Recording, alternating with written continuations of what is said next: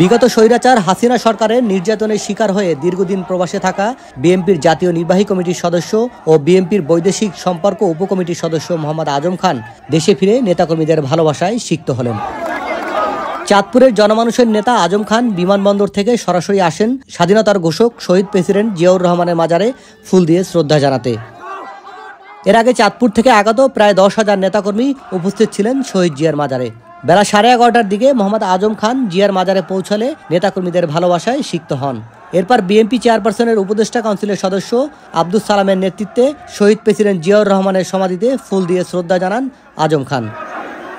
এরপর মোহাম্মদ আজম খান তার নিজের এলাকা চাঁদপুরের নেতাকর্মীদের নিয়ে জিয়ার মাজারে শ্রদ্ধা নিবেদন ও মোনাজাত পাঠ করেন।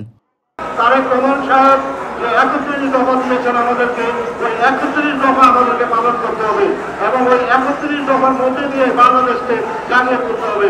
বন্ধুরা, ব্রিটিশ সরকারের 16 বছর বয়সে বিএনপির কোনো প্রচারণা কোনো কিছু ছিল না।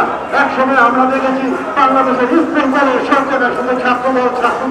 এখন আমাদের কোনো ছাত্রদল, কারণ ওই গত 17 বছরে আমাদের কোনো কর্মকাণ্ড করতে দেয় নাই। তাহলে আপনাদেরকে আমি একটা জিনিস জানাতে চাই, আজ থেকে 700 বছর আগে যে ছেলে বয়স ছিল 10 বছর, তার বয়স এখন 27 বছর, তারা 27 বছর হয়েছিল বিএনপি সম্পর্কে কিছু জানে না।